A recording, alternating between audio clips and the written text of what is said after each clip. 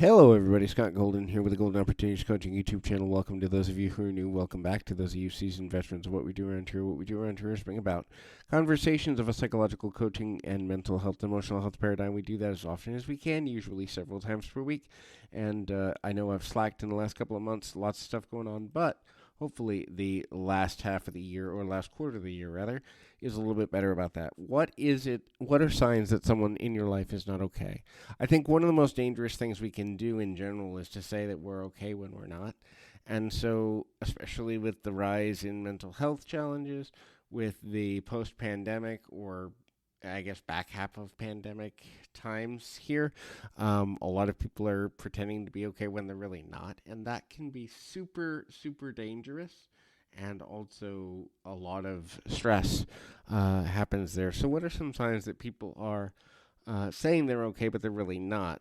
Um, it's ultimately kind of challenging because some of these things can happen day to day, but when they add up, that's when you can notice there's a problem. But the first is rapid fire emotional changes or mood changes. Look, everyone goes through things. We're happy one minute, we're sad the next. If something doesn't go the way we plan, anger over frustration that's unfiltered can happen. Anxiety crops up, panic crops up. But if you're dealing with a person who constantly changes their emotional state quite often, it's a time to consider the possibility that they may not be doing okay. This is because emotional regulation is a sign of good and strong mental and emotional health. And so the harder it is for a person to regulate their emotions, the bigger the sign that it's possible that they may be going through something that needs a different form of approach or treatment or ability to be able to handle in a new way. The next thing to look at is personal withdrawal from activities or things they used to enjoy. Obviously, we've all had to adjust schedules and what we can do over the last few years with the pandemic. But if a person isn't connecting as much with friends or family, if they're not engaging in hobbies that they used to enjoy, if they're not as productive as they used to be professionally or personally, or if they're just generally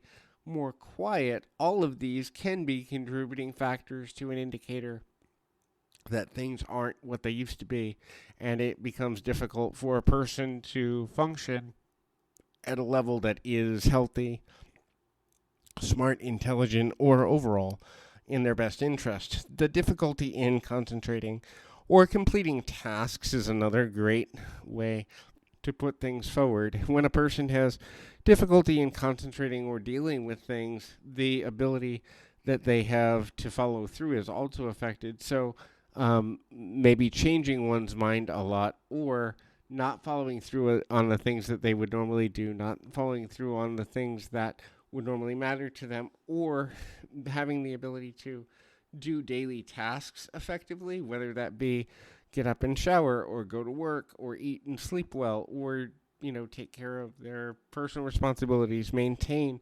contact in friendships and family dynamics if they're from a healthy and non-toxic family, or anything of those sorts of things, can all be indicators of issues that are there. Not taking proper care of oneself mentally, emotionally, and physically is another indicator as well.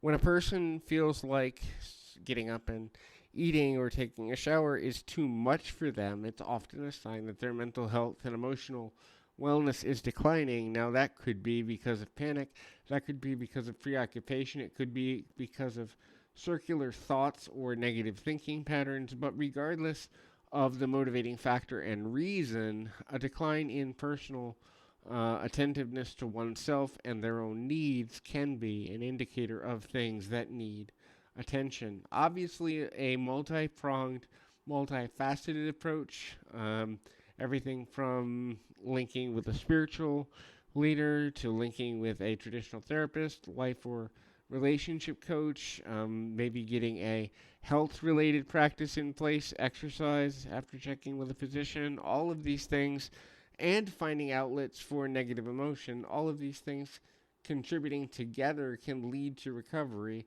Every person is capable of recovering at some level. It's just finding the sweet spot for them that ultimately is the most, for lack of a better term, productive, consistent, important and valuable. Every person will have their own challenges and their own approach to things, but there are challenges as it relates to finding that level of balance that is needed, and that can be difficult for many people in a number of ways without them even necessarily knowing that they have those challenges. So hopefully if you're dealing with them yourself or you're dealing with a friend or family member, loved one who is having these challenges, finding a way to be supportive without burning yourself out is also something you need to do.